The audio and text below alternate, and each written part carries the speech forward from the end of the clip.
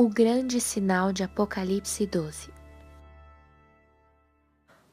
O maior tema em profecias bíblicas para aqueles que estão despertos e cientes é Apocalipse 12. Porque parece haver um sinal nos céus em setembro deste ano, 2017, que se alinha exatamente com Apocalipse 12, 1 e 2. Que descreve uma mulher vestida do sol com a lua sob os pés e uma coroa de 12 estrelas sobre a cabeça. Ela está grávida e dando à luz a um menino. Uma vez que ele nasce, é imediatamente arrebatado para o trono no céu. Por causa da ameaça de um dragão que tenta devorar a criança assim que ela nasce. Essa é uma ilustração clara do arrebatamento pré-tribulação do corpo do Messias, a Igreja. O arrebatamento é um nascimento. Isso significa que nós somos um bebê. Agora, antes do nascimento, estamos na gestação. Isso significa que antes da gestação, uma concepção teve que acontecer. Foi isso que aconteceu no Pentecostes há 2000 anos. Atos 2, 1 a 4. Eu ensinei sobre isso durante o ano passado.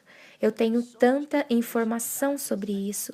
Eu estudei isso muito profundamente no ano passado e muitas vezes eu nem sei por onde começar para gravar os vídeos porque é circular. Tudo está ligado a tudo mais, por isso foi muito difícil saber por onde começar e terminar. Eu vou tentar passar alguma informação que eu tenho meditado por muito tempo. Muito disso eu já apresentei, vocês sabem que eu fiz um vídeo em minha caminhonete no verão passado. E eu falei o que estava no meu coração, eu disse que havia descoberto algumas coisas incríveis que eu não podia deixar intocado.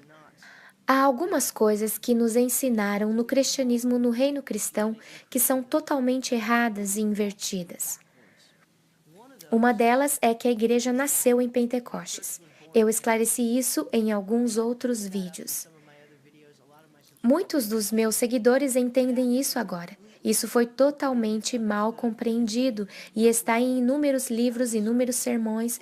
As pessoas ainda dizem que a igreja nasceu em Pentecostes. Ela não nasceu em Pentecostes, ela foi concebida em Pentecostes. Essa é a história de um nascimento que se relaciona com o natural, de como um bebê real vem à luz. É necessário ter um pai, é necessário ter uma mãe. A mãe tem o óvulo, o pai tem a semente. A semente entra no óvulo e então uma nova criação é formada com um DNA próprio. E nós somos, Paulo diz, uma nova criação. É a história de um nascimento que nunca foi contada de forma precisa, porque Apocalipse 12, o arrebatamento de Apocalipse 12 nunca foi entendido. Quantos nascimentos existem? O arrebatamento é um nascimento, mas também o Pentecoste. O início da igreja também foi um nascimento? Não. Quando alguém é salvo, isso é um nascimento? É um segundo nascimento, nascer de novo? O Pai me conduziu a responder minhas dúvidas sobre essas coisas. E uma das três, Pentecostes é o nascimento, salvação é o nascimento e o arrebatamento sendo o nascimento. Apenas uma pode ser verdadeira, porque em uma história de nascimento há apenas um nascimento. É necessário ter a cronologia do nascimento correta. Todas vocês, senhoras, sabem que a fertilização do seu óvulo é a primeira coisa que acontece. Depois, o período de gestação para crescimento do bebê e depois o nascimento. É o final da história do nascimento.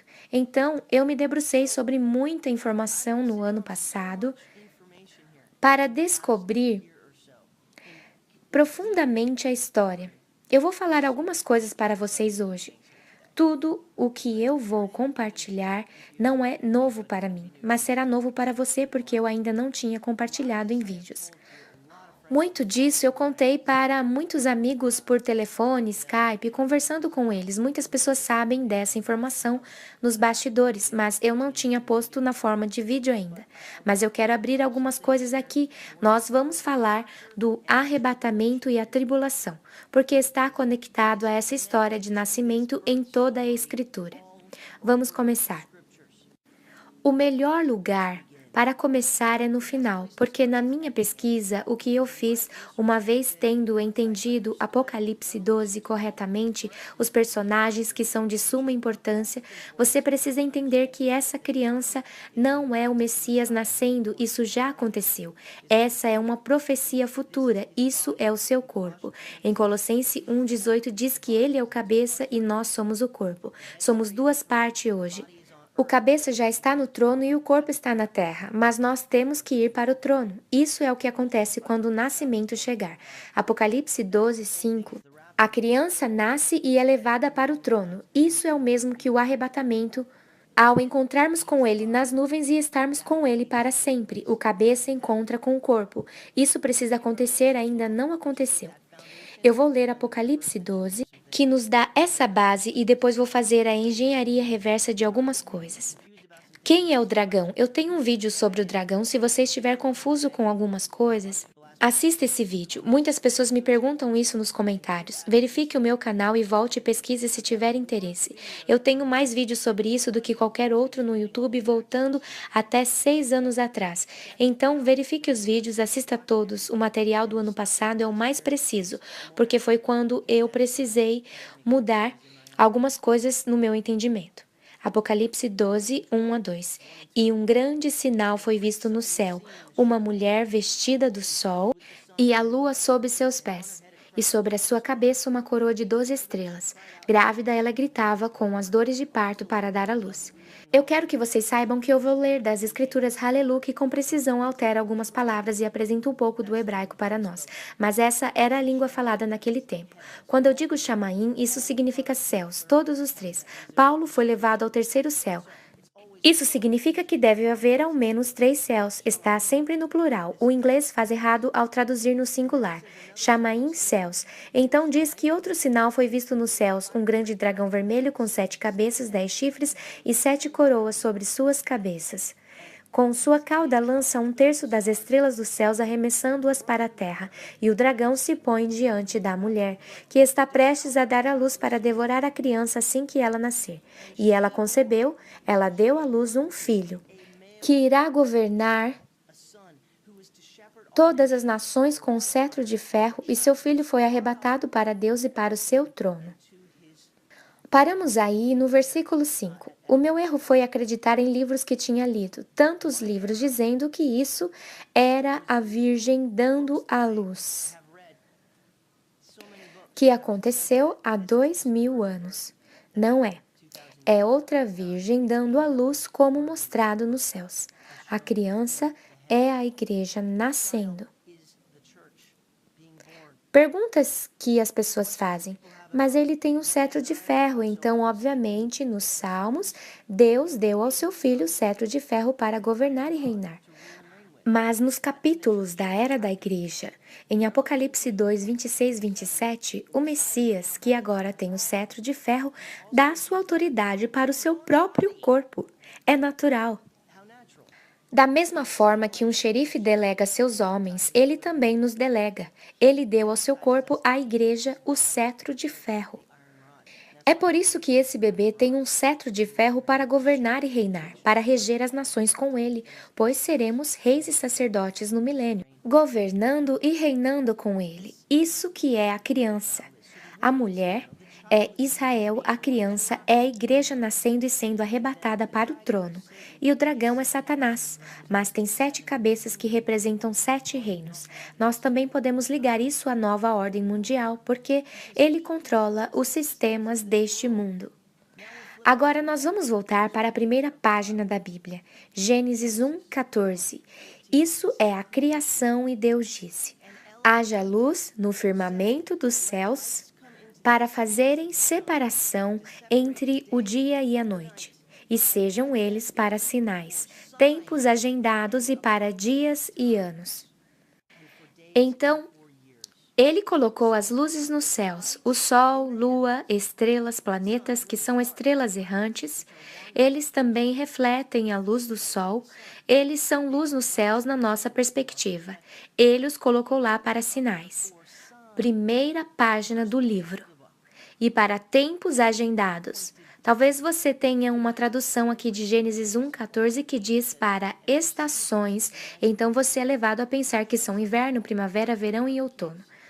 Não é verdade, não é o caso. A palavra hebraica é moedim, terminando em in, como em chamaim, o que a torna em plural no hebraico. Moedim são os tempos agendados, as festas.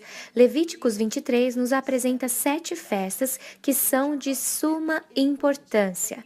Que você entenda. Para entender profecias bíblicas, você precisa entendê-las. Vamos analisá-las. Porque coisas épicas aconteceram nelas, porque são profecias a serem cumpridas. Páscoa, pães asmos, primícias, Pentecostes, trombetas, expiação e tabernáculos. As primeiras 4 dessas festas já se cumpriram 2 vezes até aqui. Vocês sabem que nos dias do Messias ele morreu na Páscoa. Foi sepultado em pães asmos, ele ressuscitou dos mortos 3 dias depois, na festa das primícias. Depois, o Espírito Santo desceu em Pentecostes e concebeu uma nova criação, o corpo do Messias. Isso também aconteceu no Êxodo. Os judeus foram instruídos a colocar sangue de cordeiro em suas portas para que a morte passasse por cima deles. Isso foi a Páscoa. Todos que não fizeram, os primogênitos morreram. Isso aconteceu na cruz, o primogênito morreu. No dia seguinte, no dia que o Messias foi sepultado, o primogênito foi sepultado. Todos aqueles no Egito, os egípcios estavam enterrando seus mortos, que eram quem? Seus primogênitos. E naquele dia também os judeus saíram do Egito apressadamente e não tiveram tempo de levedar seu pão, que significa colocar fermento no pão para fazê-lo crescer. Por isso é o dia dos pães asmos, cumprido 2 vezes.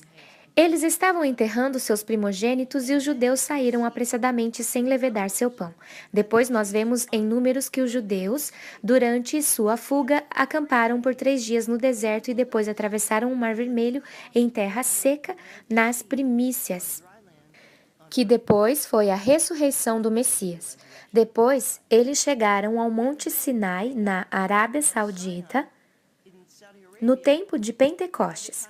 50 dias depois, quando Deus desceu no monte em meio a fumaça e fogo e com o som de trombeta, que foi a primeira trombeta, cumprindo Pentecostes. Então, 2 vezes as primeiras 4 já se cumpriram, tanto no Êxodo e depois no Evangelho. Mas as últimas 3 ainda não se cumpriram e precisam se cumprir, porque cada uma delas, o padrão já está completo. Essas festas estão se cumprindo precisamente em seus dias. O que significa que a festa das trombetas deve se cumprir precisamente nesse dia, expiação nesse mesmo dia e tabernáculos nesse mesmo dia. Voltando aos céus, Salmos 19 diz claramente que os céus proclamam a glória de Deus e o firmamento anuncia as obras das suas mãos. Um dia declara a outro dia, e uma noite revela conhecimento a outra noite. Não há linguagem audível e não há palavras.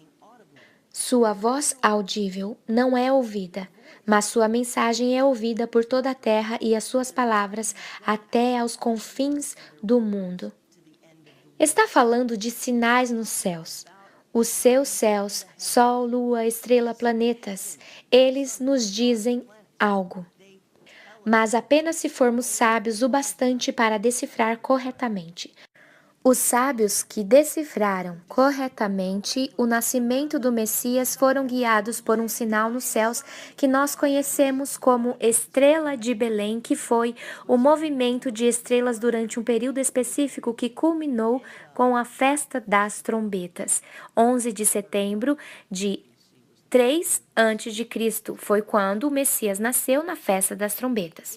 Então, em outras palavras, a festa das trombetas se cumpriu de certa forma ali, em seu nascimento, mas da mesma forma que se cumpriu 2 vezes o Êxodo e o Evangelho, a festa das trombetas se cumprirá pelo corpo do Messias nascendo e sendo arrebatado para o trono. da mesma forma que o cabeça. Colossenses 1:18. Outra vez, ele é o cabeça, nós o corpo. Duas partes, duas partes.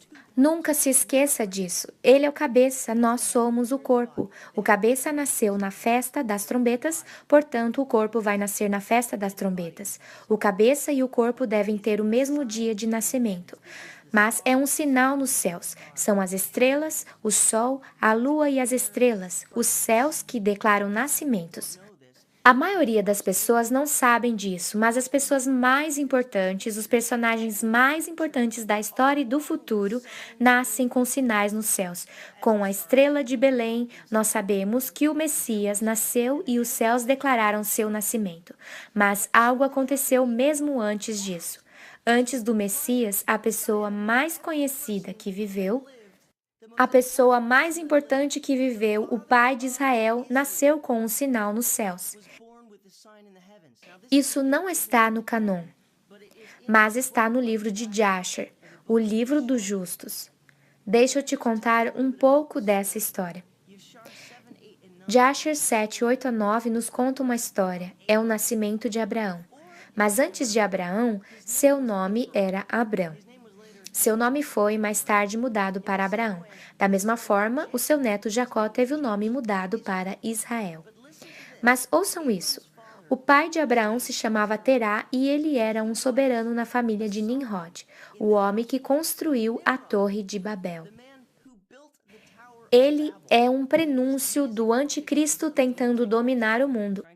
Diz que Terá tomou uma esposa e seu nome era Entelai. E a esposa de Terá concebeu e lhe deu um filho naqueles dias, durante os dias da Torre de Babel.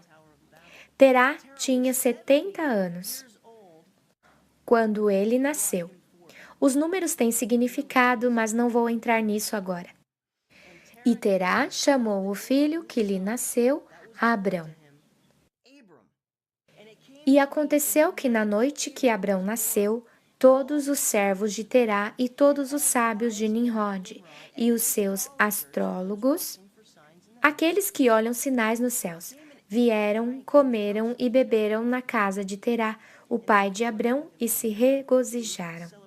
Era a celebração do nascimento de Abrão que depois se tornaria o pai de Israel. Depois que todos os sábios e astrólogos saíram da casa de Terá, eles levantaram seus olhos para os céus naquela noite para olhar as estrelas. Foi isso que eles fizeram. Eles são astrólogos e buscavam sinais nos céus para ver o que havia no céu. Eles olharam e viram uma estrela muito grande que veio do leste e correu pelos céus e engoliu as 4 estrelas dos 4 cantos dos céus, norte, sul, leste e oeste. Isso é o que eu acho que deve ter sido.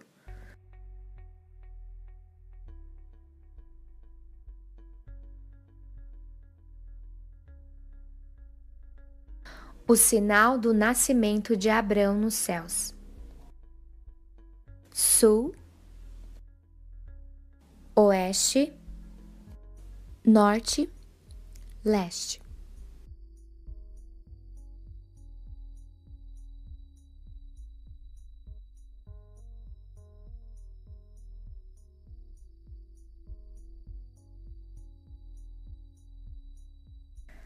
Nascimento de Abrão, sinal da herança da terra prometida. Jasher 8 e Gênesis 14. E todos os sábios do soberano e astrólogos ficaram assombrados com a visão, e os sábios entenderam a questão. Eles entenderam sua importância e disseram entre si: isso prenuncia que a criança que nasceu para Terá nesta noite crescerá e frutificará e multiplicará e possuirá toda a terra. Ele e seus filhos eternamente. Ele e a sua semente herdarão grande soberania e herdarão suas terras. Se você continuar lendo a história, de fato, há um paralelo tanto para Apocalipse 12, o corpo do Messias nascendo, para a ameaça do dragão. mas escapando, e também como Herodes tentou matar o Messias também. Nimrod perguntou a Terá. Na verdade, disse: Eu pago pelo seu filho, o entregue a mim. E para encurtar a história, o que aconteceu foi que Terá pegou uma de suas filhas e a deu para proteger seu filho Abrão. Deu aquela filha para Nimrod e Nimrod jogou essa criança e esmagou sua cabeça no chão. E ele achou que havia matado Abrão, porque Nimrod se sentiu ameaçado com o que os sábios falaram. Por isso ele tentou matar. Ele tentou matar Abrão, mas não conseguiu pegá-lo. Então, a semente de Abrão, seu nome mudou para Abraão e depois se tornou a nação de Israel. Ele foi o pai através de Sara, Abraão, Isaque e Jacó, e o nome de Jacó foi mudado para Israel. Jacó teve 12 filhos, que são as 12 tribos de Israel. Então, Abraão teve importância fundamental. Depois temos o Messias, que nasceu, e depois disso, nós temos a igreja. O corpo do Messias nascendo. Todos os três têm a mesma história. Eles têm sábios, astrólogos, sinal nos céus. O nascimento de alguém sumamente importante. Eu acho que você não sabe quem você é, igreja. E na cronologia de 7.000 anos em que estamos, cada um desses aconteceu na marca aproximada de 2.000 anos. Cerca de 2.000 anos depois de Adão, Abraão nasceu. Cerca de 2.000 anos depois de Abraão, o Messias nasceu. E cerca de 2.000 anos depois do Messias, a igreja nasce e é arrebatada para o céu. Todos sob a ameaça de alguém, algum soberano, alguém poderoso, alguém diabólico tentando nos matar, e todas as vezes falhando, mas todas as vezes com sábios, astrólogos, um nascimento e um soberano tentando destruir o que nasceu e falhando. 3 vezes, amigos. Se você está no corpo do Messias, se você é um crente e tem o Espírito Santo dentro de você, você está destinado a nascer de novo uma segunda vez. Dessa vez de semente incorruptível, e você tem importância épica como mostra o padrão. Se eu ler para você 1 João 3,2, diz: Meus amados, agora somos filhos de Deus e ainda não se manifestou o que havemos de ser. Sabemos que quando Ele se manifestar, seremos semelhantes a Ele, porque havemos de vê-lo como Ele é. Todo aquele que tem essa esperança, a si mesmo se purifica, assim como Ele é puro. Isso é o arrebatamento, e se nós temos a esperança do arrebatamento, é porque estamos nele e ele em nós e somos salvos por seu sangue, o que nos torna limpos. Mas ainda é um mistério qual é a importância épica de quem nós somos no reino celestial. Mas em Mateus, ele nos dá uma pista. Você já deve ter visto figuras. Tantas pessoas desenham quadros de Jesus com crianças ao seu redor ou com uma criança em seu colo, algo assim. Isso é Mateus 18 que eu vou ler para vocês, mas eu não acho que tenha sido interpretado corretamente. Eu vou mostrar o que realmente significa.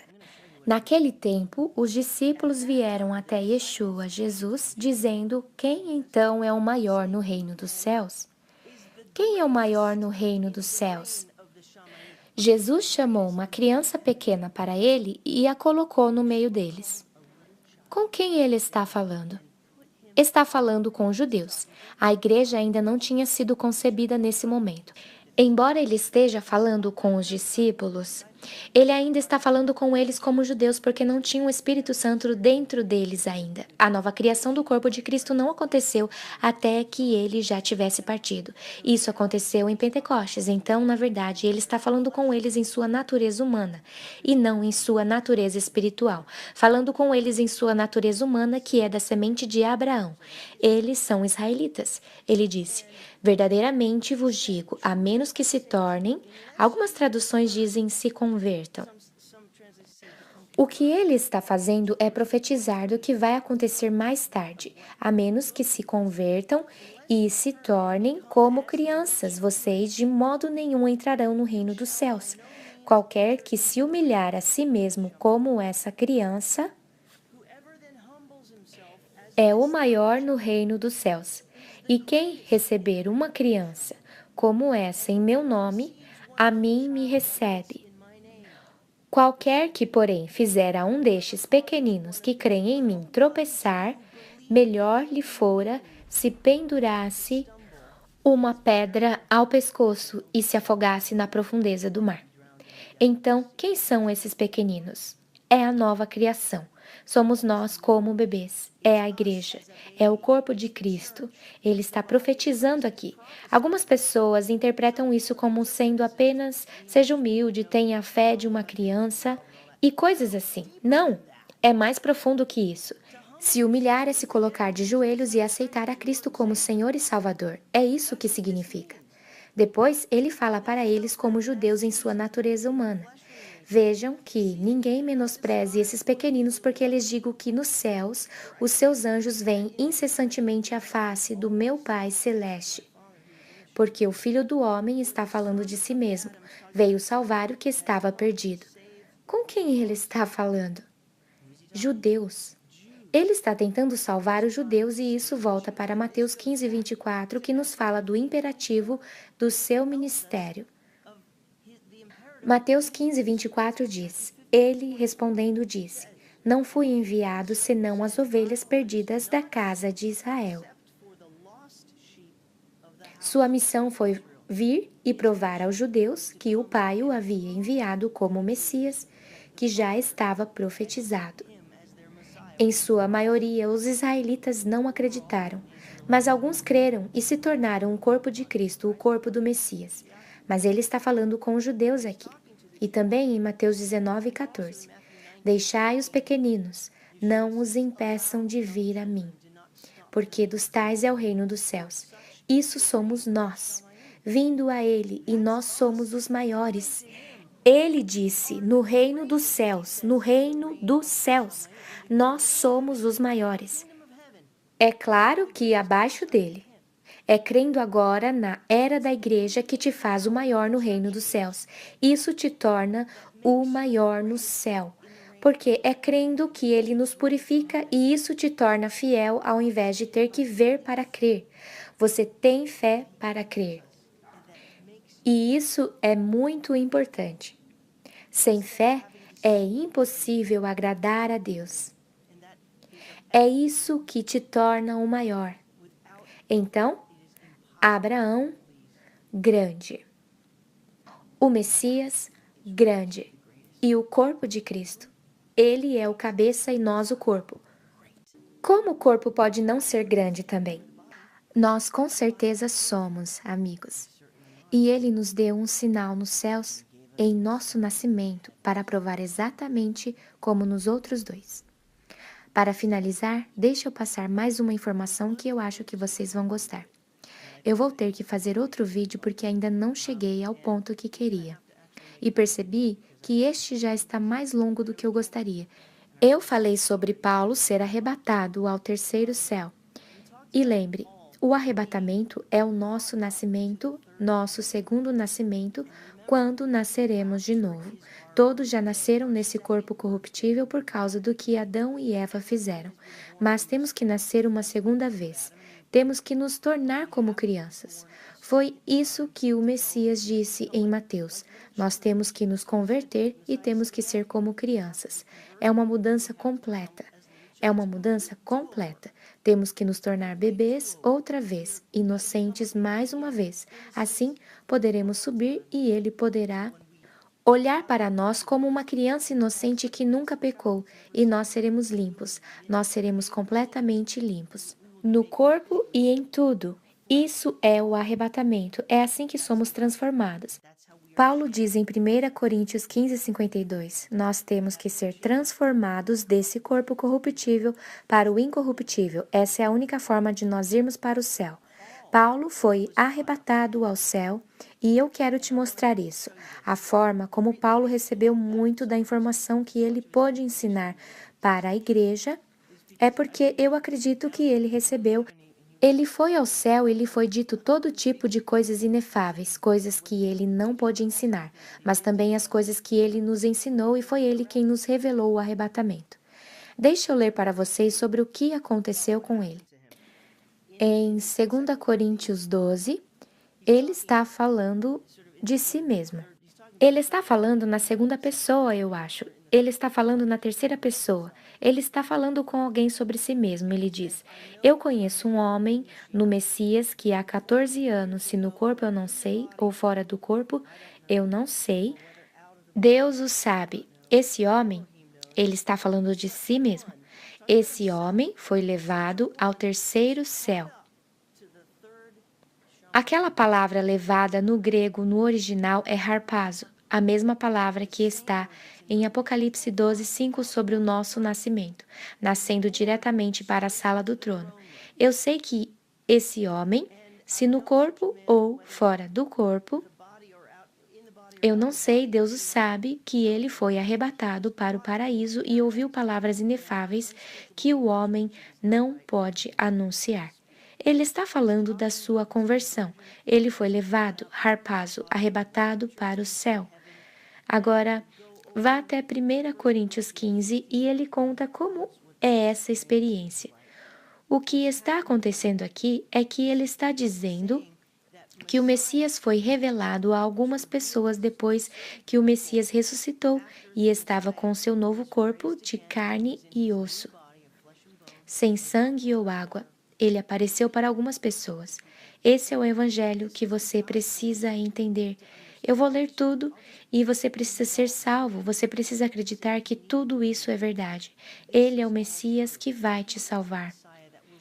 Irmãos, eu fiz conhecida entre vocês as boas novas, isso é o Evangelho, que eu trouxe como boas notícias para vocês, que vocês também receberam e na qual permanecem, através da qual vocês também são salvos se mantiverem as palavras que eu trouxe a vocês como boas novas. De outra sorte, teriam acreditado em vão, porque entreguei a vocês o que primeiro recebi. Isso é a sua conversão, que o Messias morreu por nossos pecados, de acordo com as Escrituras, foi sepultado e ressurgiu ao terceiro dia, de acordo com as Escrituras, e aqui ele fala de quem viu o Messias. 1 Coríntios 15:5. E depois foi visto por Pedro, e depois pelos 12. Depois disso foi visto por mais de 500 irmãos de uma vez, cuja maioria ainda vive até hoje, mas alguns já adormeceram. Quando ele escreveu essa carta, algumas pessoas já tinham morrido. Depois disso, ele foi visto por Tiago e depois por todos os emissários. Ele está dizendo que Jesus ressuscitou dos mortos e está provando com testemunhas. Depois ele diz: E por último, ele foi visto por mim também. Agora veja isso, como alguém que nasceu prematuramente. O que ele acabou de dizer? Ele disse que quando o Messias apareceu para ele na estrada para Damasco, ele foi arrebatado de alguma forma para o terceiro céu. E ele sentiu como se tivesse nascido prematuramente. Por quê? Porque nasceu. Isso aconteceu há quase 2000 anos, mas o nascimento de quem ele é dentro do corpo de Cristo não acontece até o sinal em Apocalipse 12, que é o sinal de um nascimento. O nascimento é ali. Isso só vai acontecer no futuro. Mas ele diz que quando foi arrebatado ao céu, ele sentiu como se fosse um nascimento prematuro. Porque foi mesmo. porque o corpo de Cristo ainda não nasceu. Isso é impressionante. E também é prova que o nosso nascimento é o arrebatamento. Sendo levados para a sala do trono no céu. Muitas pessoas têm me perguntado se o arrebatamento será agora, em setembro. Ouça, eu espero que sim. Eu não sei, eu não tenho uma máquina para viajar no tempo, ir para o futuro e voltar para te contar. Mas o ponto central é que há padrões que estão estabelecidos. As festas têm que se cumprir em ordem cronológica. A festa das trombetas é a próxima e tem tudo a ver com o arrebatamento. Se você estudar isso, há vídeos sobre isso no meu canal se você quiser mais informações. A festa das trombetas é a festa do arrebatamento e esse sinal acontece no tempo da festa das trombetas neste ano, e não há qualquer outro sinal no futuro. Eu pesquisei isso no meu programa astronômico por milhares de anos, não há qualquer outro sinal que combine com o Apocalipse 12, 1 e 2, que descreve o Sol, Lua e estrelas e a constelação de Virgem como sendo a mulher. Não há nenhum outro sinal, mas o outro padrão já foi estabelecido que esses nascimentos épicos aconteceram com sinais nos céus. Há tantas outras coisas nisso, há muito mais nisso. Por favor, se inscreva agora se ainda não fez isso, porque tem mais por vir, mais está vindo. E se atualize no que eu já postei. Os vídeos estão aí, muito trabalho foi feito de graça para vocês e a maioria sem comerciais. O único momento em que há algum comercial é quando eu adiciono algo ou uso a música de alguma outra pessoa ou uso alguma música que tem direitos autorais. Fora isso, eu não ganho nada com isso. Então você não tem que se preocupar com esse lixo, propagandas mundanas no ministério. Apenas assista. Depois disso, clique na tela, clique embaixo na seção sobre. Há links ali e clique no meu nome, Scott Clark. E vá para a minha página na web. Vá para o meu canal e pesquise os tópicos que te interessam. Você quer saber quem é o dragão em Apocalipse 12? Eu tenho esse. Quer saber mais sobre a festa das trombetas? Eu tenho esse, apenas vá. O trabalho já foi feito, é tudo de graça para você. E muito obrigado àqueles de vocês que têm me apoiado. Eu não consigo agradecer o suficiente. Vocês sabem quem são. Obrigado, obrigado, obrigado. Isso me encoraja a continuar porque isso não é fácil de fazer. Vejo vocês no próximo vídeo. Shalom, irmãos e irmãs.